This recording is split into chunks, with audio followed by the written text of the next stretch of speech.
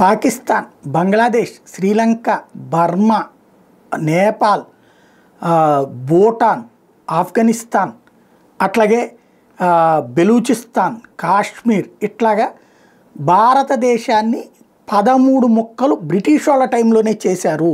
ఇది అత్యంత ముఖ్యమైనటువంటి అంశం.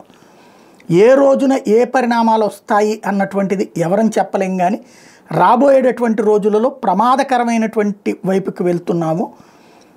మళ్ళీ దేశాన్ని ముక్కలు చేసేటటువంటి పరిస్థితికి ప్రయత్నిస్తున్నారు ఒక కేరళ దగ్గర, ఒక ఈశాన్య రాష్ట్రాల దగ్గర. అయితే ఇప్పుడు ప్రస్తుతం మోడీ సర్కార్ మొండిగా నిలబడుతోంది కాబట్టి ఆగుతోంది తప్ప, లేదంటే కనుక దేశాన్ని ముక్కలు చెయ్యాలనేటటువంటి వాళ్ళే కదా తొకడే గ్యాంగ్ అని బీజేపీ విమర్శించేది. అదే సందర్భంలో మాకు స్వతంత్రం కావాలని నినదించేటటువంటి వాళ్ళు, ఆజాది అని నినదించే వాళ్ళని సపోర్ట్ చేస్తున్నటువంటి కాంగ్రెస్ పార్టీ కానీ ఐఎన్డీఏ కూటమి కానీ అధికారంలోకి వస్తే అదే ప్రమాదం అవుతుంది అన్నది బీజేపీ ప్రజలకి చెప్పే ప్రయత్నం చేస్తుంది ఢిల్లీలో.